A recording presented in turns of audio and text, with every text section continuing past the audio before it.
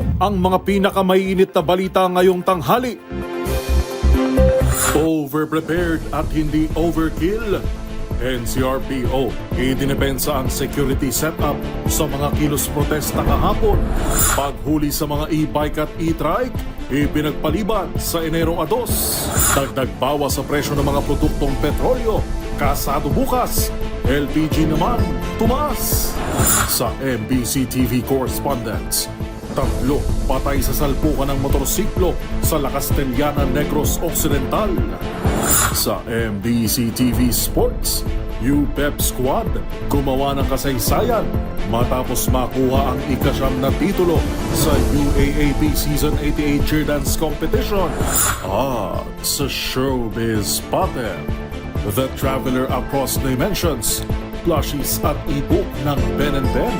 Inilunsad 1 taon matapos ang record release. Concert film, mapapanood naman sa December 14.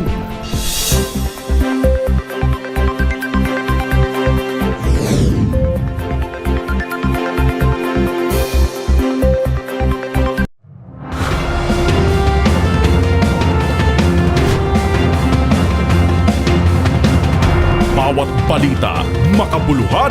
Bawat kwento, makapangyarihan. Boses ng Pilipino para sa Pilipino. Live mula sa MBC TV Studio.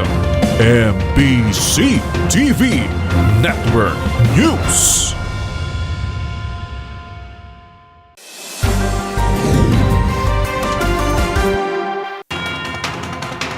Pilipinas, una sa ating mga balita.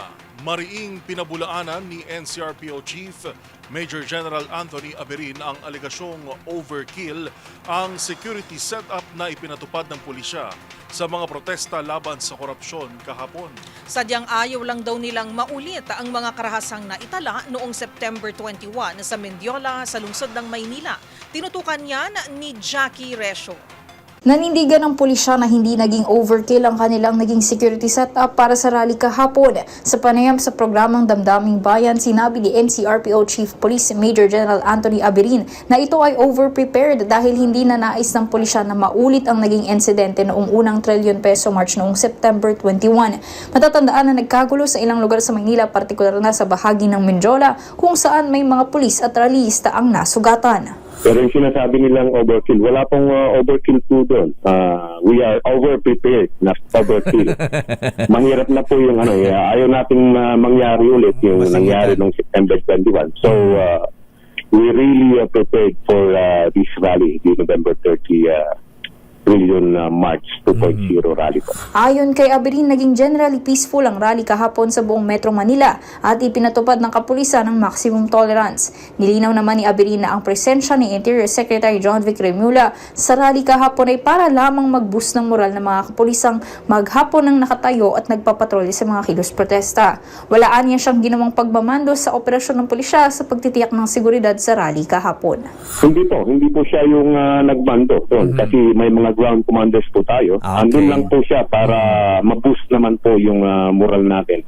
At maganda nga po dahil nung dumating po siya, lalo pong na-boost po yung moral ng ating kapulisan na maghapon pong nakatayo po. Para sa MBC TV Network News, ito si Jackie Resio ng DZRH, una sa Pilipinas, una sa Pilipino.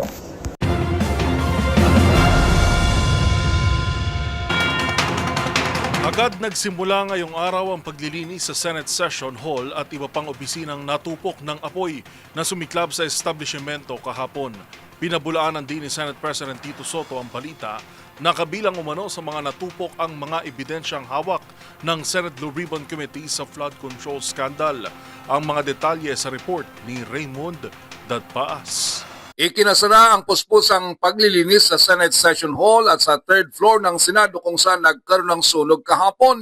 Bahagi ito ng naisin ng liderato ng Senado na matuloy ang sesyon ng Senado bukas kahit pa holiday sa lungsod ng Pasay dahil maigpit ang kalendaryo na kanilang sinusunod para matapos ng pagtalakay sa 2026 national budget.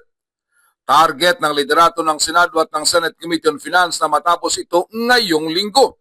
Noong nakarang linggo ay tinapos ng plenary budget deliberations at ngayong linggo ay period of amendments bago aprubahan sa second reading patungo sa third reading. Sa anunsyo na ipinalabas ni Attorney Renato Bantog Jr. na siyang Secretary to the Senate, mga empleyado lamang mula sa 9 na opisina sa Senado ang obligadong pumasok bukas upang umasiste sa Senate plenary. Dahil nataon na bukas ay holiday bilang pagdiriwang sa araw ng Pasay, alinsunod sa Republic Act number 11140.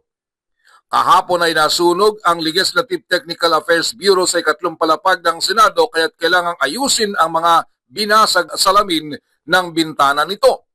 Nagresulta ito sa pagkabasa ng Senate Session Hall na nasa tapat nito sa second floor.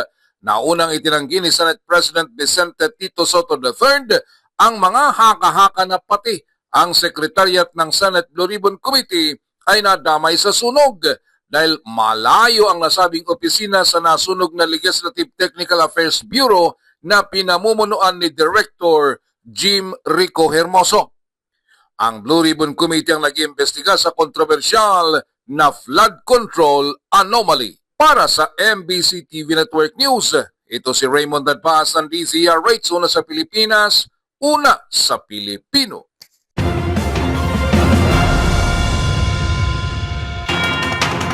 Ang isyu ng korupsyon ay isyu rin ng national security. Ito ang iginiit ni Defense Secretary Gibo Teodoro sa harap ng mga panawagang magbitiw na ang Pangulo sa kanyang pwesto. Ayon pa sa kalihim, posibleng itong ma-divert ang atensyon ng publiko mula sa nagpapatuloy ding tensyon sa West Philippine Sea. Narito ang report ni Edniel Parosa. 100% may direktang implikasyon sa territorial defense ang pagresolba sa flood control scandal at iba pang internal conflict ng bansa. Yan ang sinabi sa DZRH ni Defense Secretary Gibo Teodoro sa gitna ng patuloy na bantang destabilisasyon sa pamahalaan.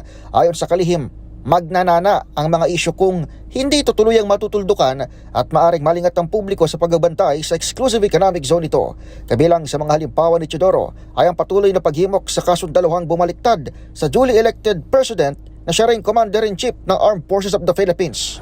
Tuloy-tuloy yan kasi pagka nagpahinga tayo dyan, biglang papasukin yan. Ang China agresibo sa ganyan, ano? And then, kaya nga ito, kailangan talaga maparusahan ang mga nasa likod nitong flood scam at iba pang mga scam na nangyari, ano? Dahil sa kakunting tao, tingnan nyo ang nangyayari sa bansa. Kamakailan lamang, ibinunyag ni Senator Ping Lacson na may mga humihimok sa kanyang sumali sa isang civil-military junta. Pero nagsalita na ang AGFO o Association of Generals and Flag Officers para kumdinahin ang hakbang, bagay na winelcome din ng DND. Hindi pwedeng makialam sa politika ang armed forces. Kaya tama lang, ibig sabihin, ang mga nauna sa mga kasulukuyang namumuno sa armed forces nagsasabi na tama ang inyong ginagawa. Mula sa Camp Aguinaldo para sa MBC TV Network News, ako si Edniel Parosa ng DZRH, una sa Pilipinas, una sa Pilipino.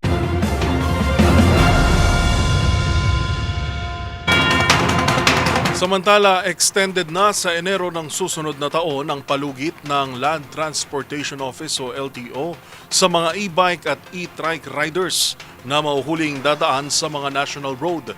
Kasabay nito ang information drive at paglikha ng malinaw na guidelines sa mga limitasyong ipapataw sa light electric vehicles o LEV upang makaiwas sa aksidente.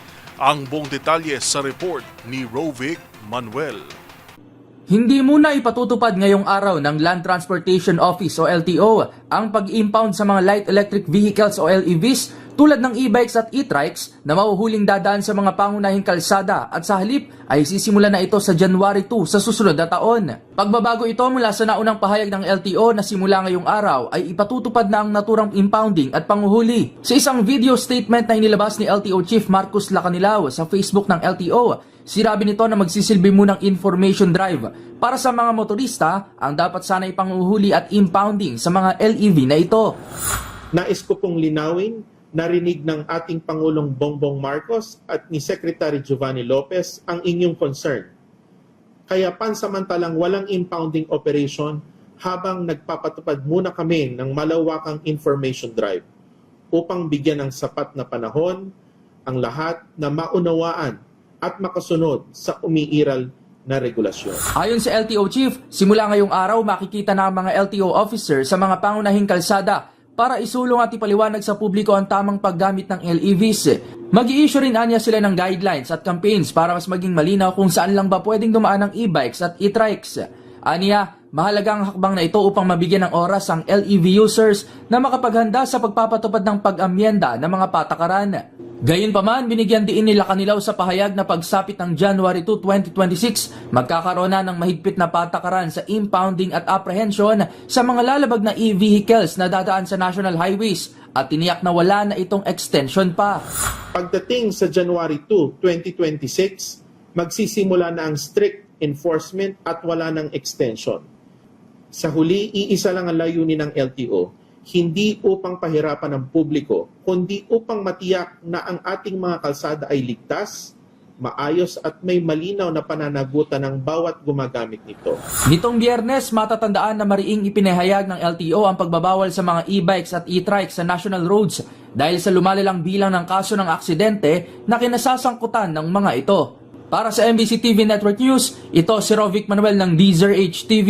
Una sa Pilipinas, una sa Pilipino. Abiso sa mga motorista, kasado na ang dagdag bawas sa presyo ng mga produktong petrolyo bukas, December 2. Base sa magkakahiwalay na abiso ng oil companies, 3 pesos and 20 centavos ang tapya sa kada litro ng kerosene, habang 2 pesos and 90 centavos sa diesel. Halong bad news naman dahil tataas na naman ng 20 centavos ang kada litro ng gasolina. Samantala umarangkada na ang tapyas presyo ng LPG ngayong unang araw ng Disyembre. Base sa abiso ng Petron, 2 pesos kada kilo ang itataas o katumbas ng 22 pesos dagdag sa kada 11 kilos na tangke. Habang 1 peso and 50 centavos per kilo naman sa Regasco o katumbas ng 16 pesos and 50 centavos na pagtaas sa kada 11 kilogram na tangke na karaniwang ginagamit sa mga residential areas. Epektibo rin ang 1 peso and 64 centavos per kilo increase sa Solein.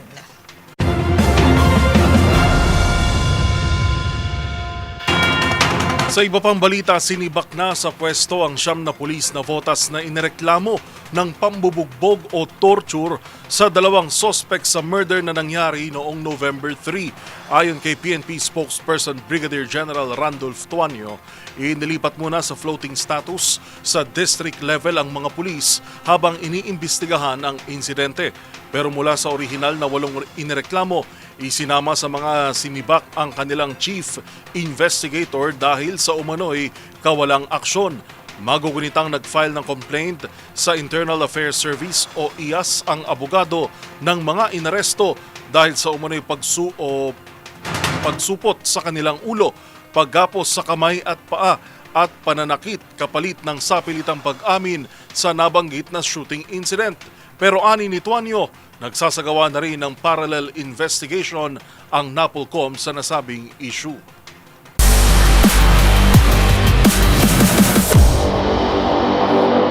It's a history for UAAP cheerdance competition dahil nabasag na ng NUPEP squad ang record at nakuha ang 9 nitong titulo sa season 88.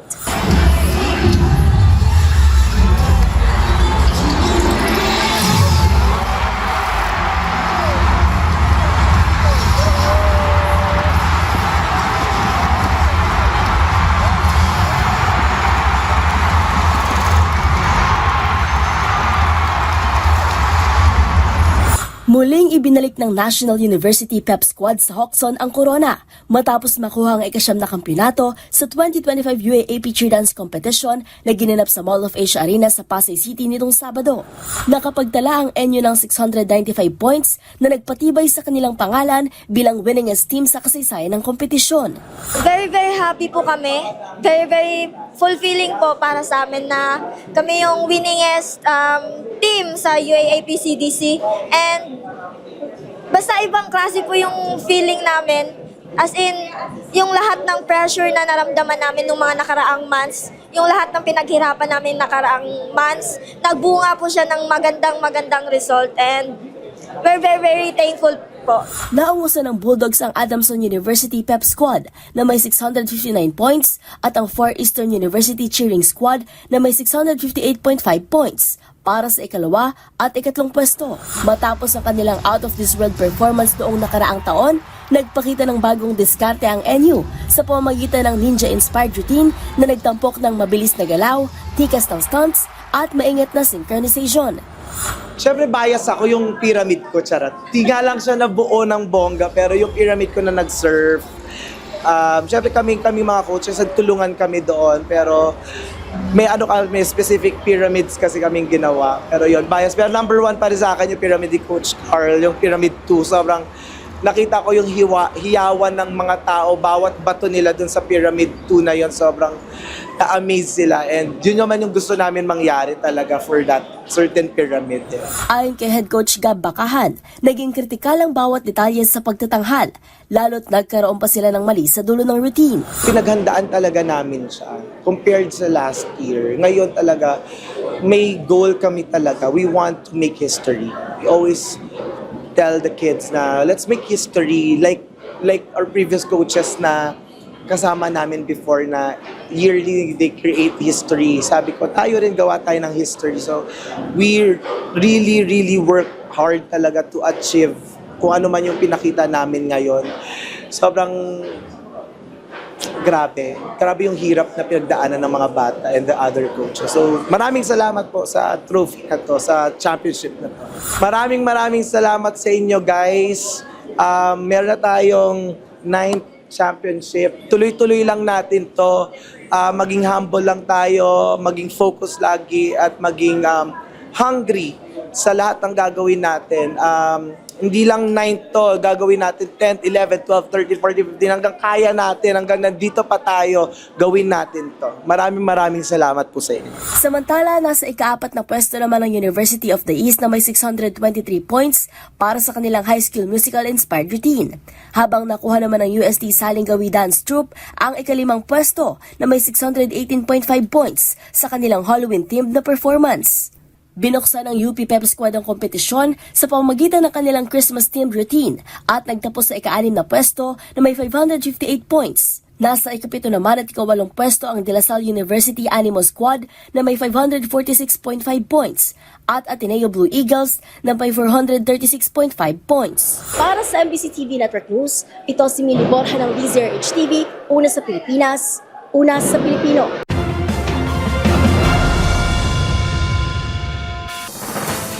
Narito mga balitang dapat ninyong abangan. Tricycle driver pinagbabaril sa Pasay. Sa MBC TV Global, Pinay OFW sa Hong Kong na sumagip sa isang sanggol, pinuri. At sa Showbiz Spotted, first ever Philippine concert ng Japanese singer-songwriter na si Senti Milimental balikan. Lahat na yan sa pagbabalik ng MBC TV Network News.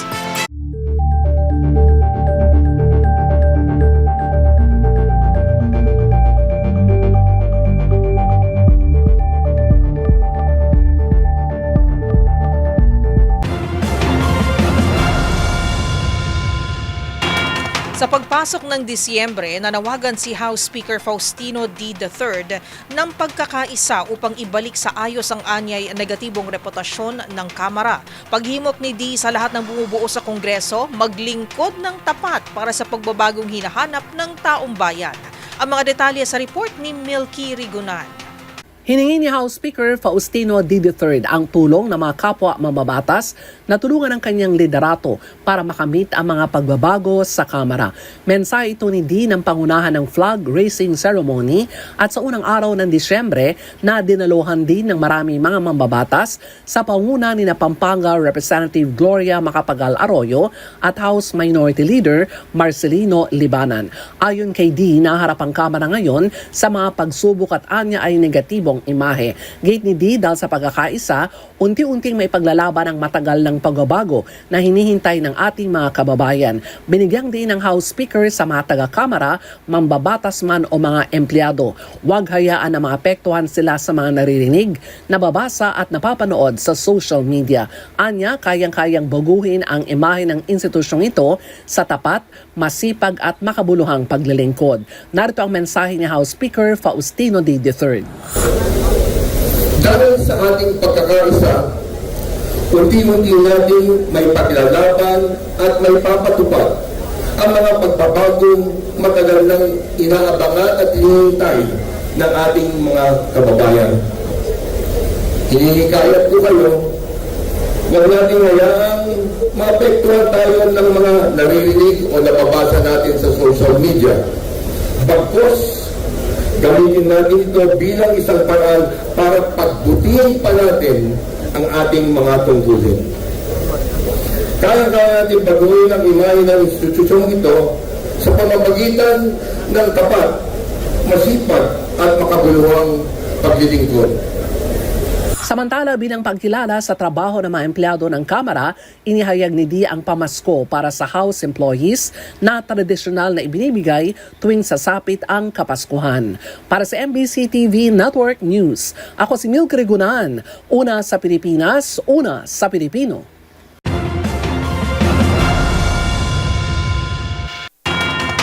Nasabat ng Airport Authorities ang 3 abandonadong parcel sa Pasay City na nadiskubreng naglalaman ng marijuana at iba pang mga iligal na droga. Ayon sa Bureau of Customs ng NAIA, misdeclared ang 3 kargamento ng kontrabando. Magbabalita si Boy Gonzales. Nasabat ng Bureau of Customs sa Ninoy Aquino International Airport katuwang ang Philippine Drug Enforcement Agency o PDEA at ang NAIA Inter-Agency Drug Interdiction Task Group ang 3 inabandonang inbound parcel na naglalaman ng iba't ibang uri ng illegal na droga sa isang operasyon sa isang bodega sa Pasay City. Ayon sa BOC NAIA, pawang misdeclared ang mga kargamento at naglalaman ng mga ito na humigit kumulang sa 280 gramo ng marijuana kush, 374 na cannabis tablet at 77 gramo ng amphetamine. Naitan-over na ang mga nakumpiskang droga sa PDEA para sa karagdagang investigasyon at paghahay ng mga kasong paglabag sa Republic Act No.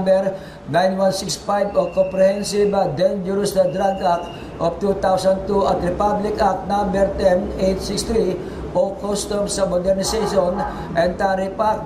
Ayon kay District Collector Atty. Yasmin Mapa, na patuloy na pinahigpit ng ahensya ang border protection upang maiwasan ang pagpasok ng ipinagbabawal na substance sa bansa. Sinabi naman ni Customs Commissioner Ariel Nepomuceno na pinahigpit ng Bureau ang mga sistema, koordinasyon at seguridad upang matiyak na napipigilan ang drug shipment bago pa man makarating sa mga komunidad. Para sa MBC TV Network News, ito si Boy Gonzales, una sa Pilipinas, una sa Pilipino.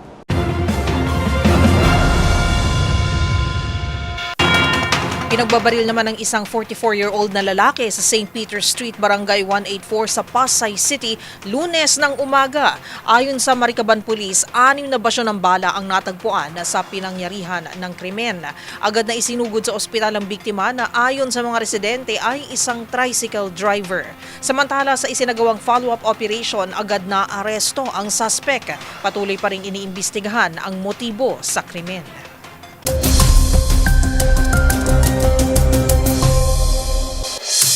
Sa lagay naman ng ating panahon, ngayong unang araw ng Disyembre, posible pa rin ang mahihinang hanggang sa katamtamang pag-ulan sa ilang bahagi ng bansa dulot ng epekto ng 3 weather system.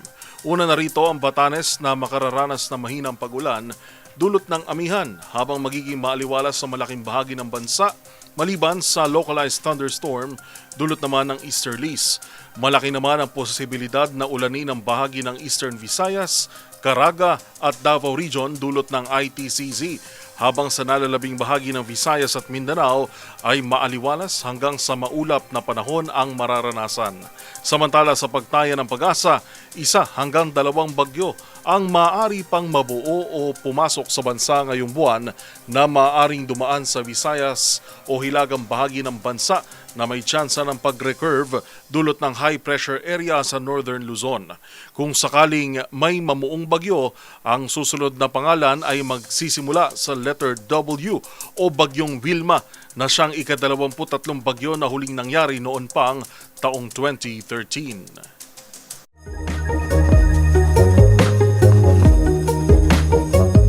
Marahil lahat tayo ay nakaranas ng managinip sa buong buhay natin kapag tayo ay natutulog. Kadalasan, mga pangyayari ito na ating iniisip o mga kung ano-anong istorya na tumatakbo sa ating panaginip. Pero alam mo ba kung paano at bakit ito nangyayari? Alamin na this, bakit nga ba tayo nananaginip? Ang panaginip ay isang natural phenomenon na nararanasan ng bawat tao, maging ng mga hayop. Karaniwan ng mga tao ay nananaginip sa 2 oras, sa REM state o Rapid Eye Movement Sleep. Ito ang sandali na ang katawan ay nasa kalaliman ng ating pagtulog. Sa pag-aaral, hindi lubos na tiyak ng mga siyentipiko kung bakit nga ba tayo nananaginip, pero may mga pag-aaral na makatutulong upang maunawaan ang pangyayaring ito. May teorya na kaya daw tayo nananaginip ay dahil inaayos ng ating utak ang mga alaala kung alin dito ang dapat itago at alin ang dapat na burahin. Madalas lumalabas sa panaginip ang mga bagay na hindi mo masabi o maramdaman ng malinaw habang ikaw ay gising. Sinasabi rin na ito daw ay resulta ng random signals sa utak habang tayo ay tulog. May mga kung ano-anong kaganapan rin ang pumapasok sa ating panaginip na kung minsan ay isa na palang paalala sa atin o di kaya ay mga bagay na labis nating hindi makalimutan. Ang mga panaginip na ito ay pinaniniwalaan na may mga kahulugan sa ilan, depende sa kung ano ang nangyari sa loob ng ating malawak na panaginip. Tandaan, mas makulay ang mundo kung alam mo ang hiwaga sa pag-ikot nito.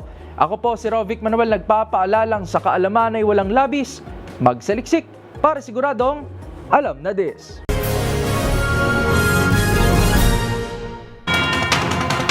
Pinuri naman ng Pinoy community sa Hong Kong ang Pinay OFW na sumagip sa isang sanggol sa naganap na kalunos-lunos na Hong Kong Blaze o malaking sunog noong linggo. Yan at ang iba pang mga napapanahong balita mula sa iba't ibang panig ng mundo sa Global Headlines Report ni James Galange.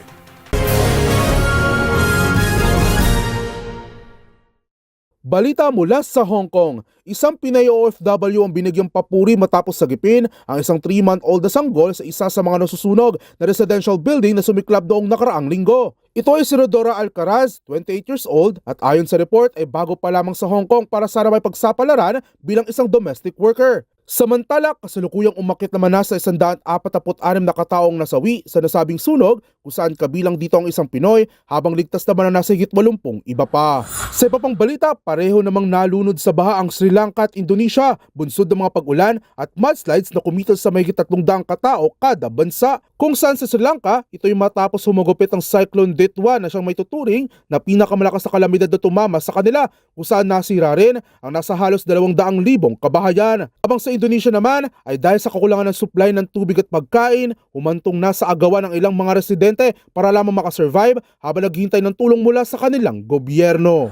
Samantala, balita naman mula sa Lebanon. Matapos ang 4-day visit ni Pope Leo XIV sa Turkey, sunod naman itong binisita ang nasabing bansa bilang bahagi ng kanyang 2-nation tour visit na kanya ring kauna-unahan bilang bagong leader ng simbahang Katolika. Inaasang magbibigay ang Santo Papa ng mensahe ng kapayapaan sa nasabing bansa lalo na sa mga naging biktima ng digmaan sa pagitan ng Israel at Hezbollah, kung saan kasalukuyan pa rin lumalaganap ang mga pag-atake mula sa magkabilang kampo. At iyan ang mga nakalap nating balita mula sa iba't ibang panig ng mundo. Para sa MBC TV Network News, ito si James Galange ng DZRH TV, una sa Pilipinas, una sa Pilipino.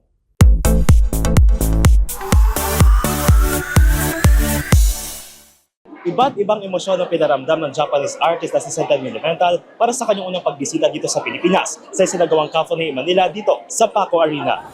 All-out performance ang hatid at sushi ng Sentai Milimental na magpasiklab sa libo-libong fans na dumalo nung Sunday night. Mula sa pagtugtog ng piano, pag-strum ng electric guitar, hanggang sa wide range ng vocals, ay hindi binigo ng 32-year-old na singer-songwriter at composer ang mga dumalo.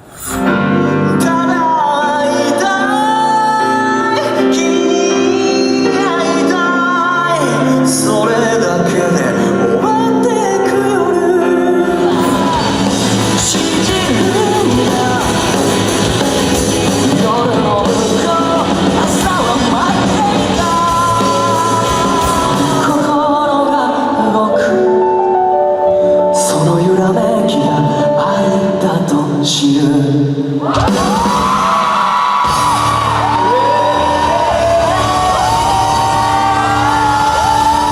Ito ang unang beses na bumisita sa bansa ang Sentimental na bahagi ng kanyang Cafuné World Tour Concert kung saan nakatakda rin ito magtangal sa Korea ngayong Disyembre habang sa susunod na taon ay magtatangal ito sa bansang Chile at Mexico. The experience was so good. Like, I've been following this band for years, like since I was like a teenager pa. So like, it's like so fulfilling to finally see them live.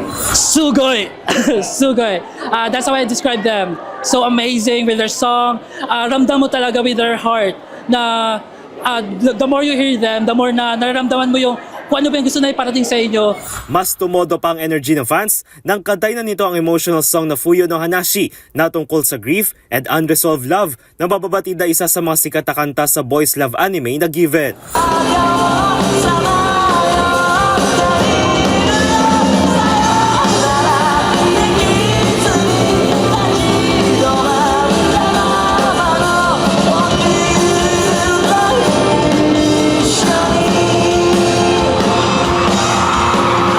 Actually, it's a great Christmas gift.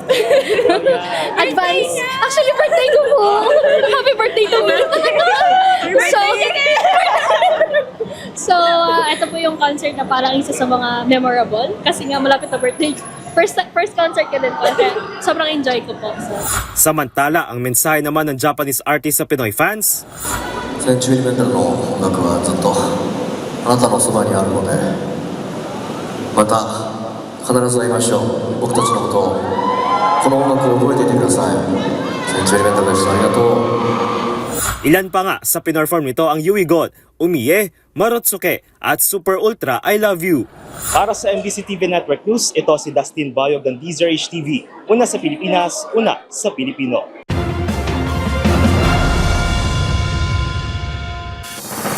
Abangan sa aming pagbabalik mga estudyante sa Katarman, Northern Samar nakaisa rin sa protesta laban katiwalian. At sa TNVS pinakabagong all-purpose queen, font style hango kay Queen Yasmin inilabas na ng Canva. Yan at marami pang iba sa pagbabalik ng MBC TV Network News.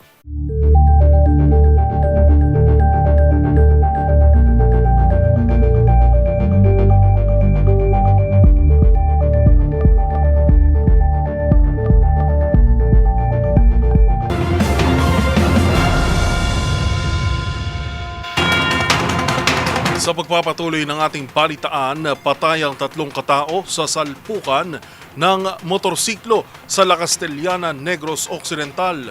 Ang mga biktima idineklarang dead on arrival. Yan at ang iba pang rumarapidong balita mula sa probinsya, hatid ng iba't ibang istasyon sa ilalim ng MBC Media Group.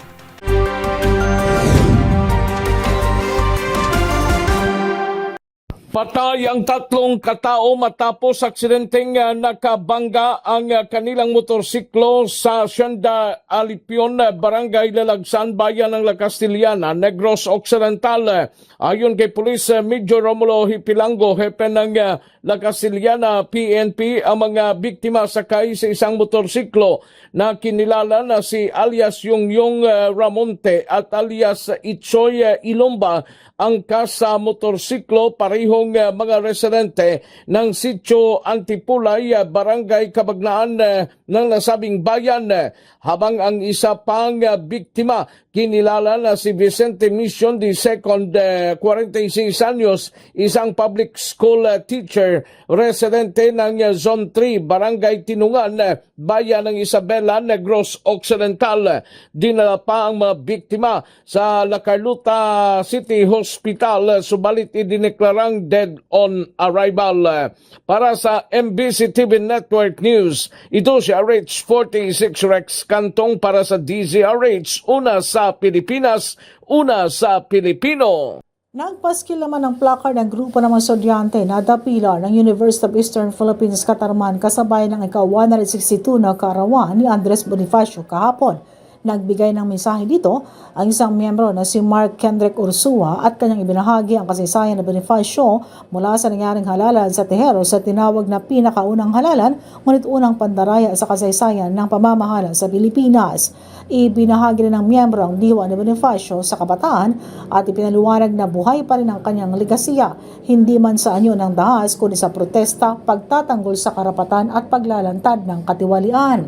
Samantala sa mga placard na nakapaskil sa whiteboards na inilagay ng nasabing grupo ng The Pillar, ilan sa kanilang wini kay ukol sa mga pamapublikong isyo tulad na lamang ng editorial independence, censorship, press freedom at kakulangan ng pundo.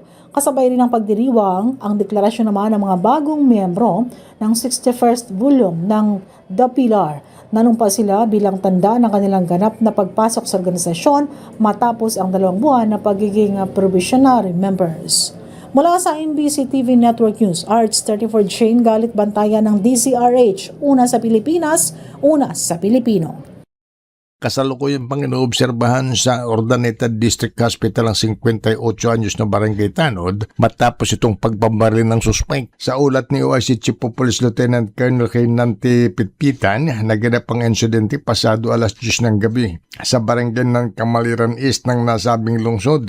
Batay sa investigasyon sa kanyang tricycle ang biktima na papunta sa barangay hall para mag-duty at bago pa dumating sa barangay hall ay nakasalubong nito ang suspect na naglalakad na may kahina-hinalang kilos. Sinitan niya ito hanggang sa mauwi sa mainit ang pagtatalo ng dalawa hanggang sa biglang maglabas ng maikling barilang suspect at agad at pinutukan ng 2 beses sa katawan ng biktima. Agad itinakbo ng kanyang mga kasamahan sa paggamutan. Nasabi naman umano ng biktima sa mga nagresponde niyang kasamahan ang pangalan ng suspect na siya ngayon pinaghahanap ng mga otoridad habang inihahanda ang kaukulang kaso laban sa suspect. Para sa MBC TV Network News, ito si Freddy Fajardo, Arrest 38, una sa Pilipinas, una sa Pilipino. Sa pinaigting na police operation ng Bataan PNP laban sa illegal drugs at iba't ibang krimen, matagumpay na naaresto ang 77 individual na lumabag sa batas kung saan nasamsam dito sa operasyon ang 1.1 milyong halaga ng illegal na droga mula ito November 24 hanggang katapusan ng Nobyembre at 30. 18 naman ang nadakip na individual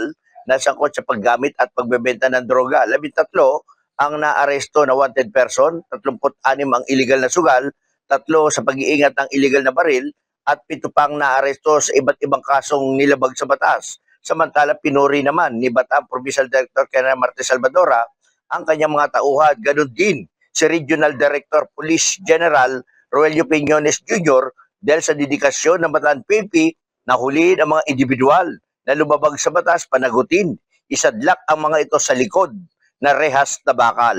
Para sa MBC TV Network News, RH37, Danny Kumilang, una sa Pilipinas, una sa Pilipino.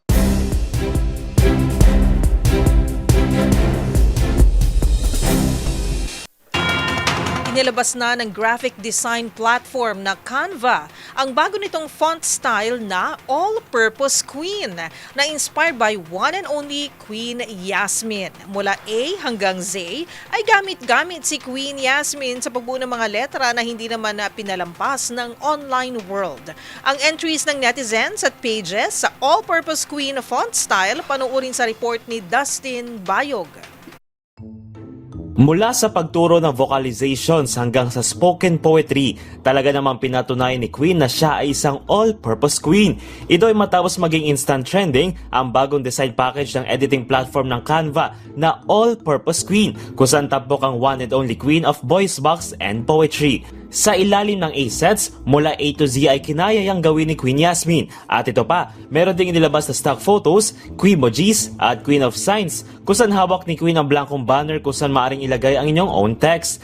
Wet market naman ang peg ni Queen sa stock photos habang suot ang formal na business attire, habang para naman sa bite or flight ay tila enjoy si Queen sa kanyang Mango Graham.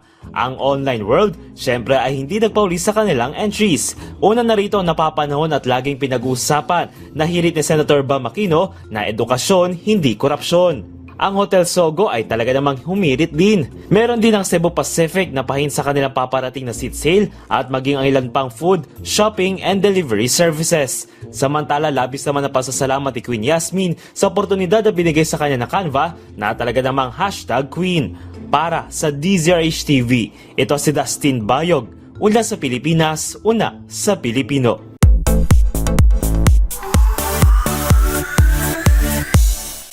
Be present with love. Yan ang mensahe na muling binuhay ng multi-awarded OPM band na Ben and Ben sa immersive storytelling anniversary celebration ng kanilang 2024 album na The Traveler Across Dimensions. Ang sorpresang handog ng banda panoorin sa exclusive showbiz report ni Arnold Herrera. 2024 nang unang ipakilala ng 90s OPM band na Ben and Ben. Ang makulay na paglalakbay niliwanag The Traveler Across Dimensions at siya ring pamagat ng kanilang third studio album. At eksaktong isang taon na makalipas, tuloy ang kanyang kwento sa entablado, kasabay ng grand launch ng kanilang cute Traveler plushies na sina Liwanag, Puhon, Dilim at Mahiwaga. Today, ila-launch itong Traveler Plush series. So, 4 sila na plushie with the characters in the story. So, ito si Mahiwaga. Meron pa bang nun dyan? Ayun. Ito si Liwanag. Tapos, meron pang Dilim, tsaka si Puhon. Liwanag House just got brighter sa pagdating ng latest merch editions na hango sa Titad Universe. Gayun din ang ebook version ng album na swak sa mga visual learners. Cute man ng collectibles. Tila malalim naman ang hugot ng percussionist na si Andrew pagdating sa diwa ng kanilang musika. They look to their artists for how they use their voices, their platforms. And that's why it's so important for us to be using our platforms in ways that help our listeners kind of channel their emotions. At sa pagtatapos ng 2025, roller coaster nila kung may tuturing ang naging takbo ng kanilang karera mula sa mga nahakot nitong tagumpay sa 38 Awit Awards kung saan kinilalang Album of the Year ang Titad, Spotify streams na umabot na ng 3 bilyon at ang kanilang percussionist na si Tony na nagbukas ng kanyang first ever solo photo exhibit na pinamagatang Dalawang Mundo, Isang Panaginip. Ano siya, masaya kasi matagal ko na siyang pinapangarap at saka masaya ako dun sa sa opening night. Parang birthday celebration ko na rin yung opening night kasi sinamahan nila ako dun. Kasabay ng plushies, inihandog din ng Ben and Ben ang isang immersive album storytelling na kombinasyon ng live music, animation backdrop, narration at interpretative dance. Nagkaroon din ng talkback session kung saan pinag-usapan ang kahulugan ng present with love at kung paano mag-recharge ng emotional battery. Imbitado rin sa cinematic performance ang ilang school administrator at guidance counselor salig sa hangaring dalhin ng kwento ni Liwanag sa mga paaralan sa bansa. Actually, mahalaga siya lalo na sa mga lower grades kasi more of the students kasi is gusto talaga nila ng through dahil nga sanay na sila sa mga videos, so mas naiintindihan nila yung kwento. Maliban sa visual learning, suportado rin ng ilang Liwanag ang pagsusulong ng banda sa usapin ng mental health sa kanilang musika. And the wider reach you have and the more famous you are, mas mabigat yung responsibilidad mo, mas maraming naglo-look up to your band. Pero ang Titad experience, hindi lang daw basta magtatapos sa plushies at ebooks.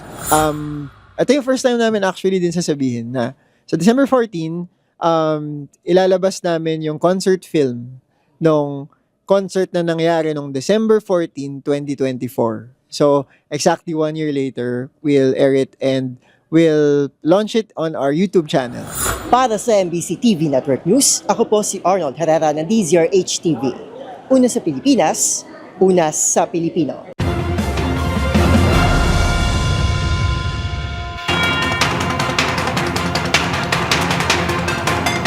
At yan po ang mga balitang aming nakalap ngayong unang araw ng Disyembre, December 1, 2025.